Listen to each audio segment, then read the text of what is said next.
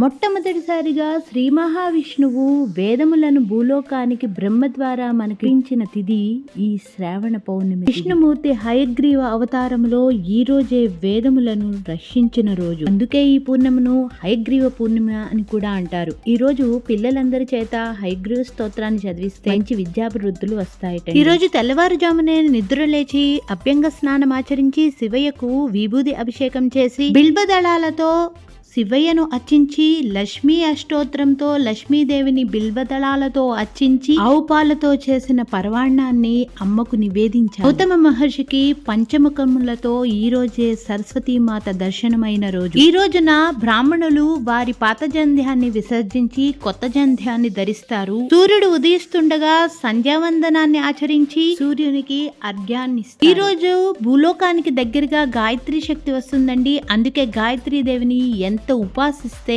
అంత ఫలితం మనం పొందవచ్చు. ఈ రాఖీ పౌర్ణమి రోజున ఒక తాడుకు 3 గాని 5 గాని 7 గాని ముడులు వేసి అమ్మకు పసుపు కుంకాలతో పూజించి ఎల్లవేళ తన సోదరుని రక్షించమని ఆ అమ్మని వేడుకుంటారు. అమ్మ చేత రక్షించబడిన సోదరుడు తన సోదరుని ఎల్లవేళలా రక్షిస్తాడు. హరినామ స్మరణ చేస్తూ సోదరునికి రాఖీ కట్టి నోటిని తీపి చేస్తారు. ఈ రోజు వేద పండితులకు స్వయం పాకం ఇచ్చి ముత్తైదునకు తాంబూలం ఇచ్చి ఈ విధంగా ఈ రాఖీ పండుగను మీరందరూ జరుపుకోవాలని కోరుకుంటూ మళ్ళీ మరొక వీడియోతో మీ ముందుకు వస్తానండి. మీ రశ్మితో జై చండి.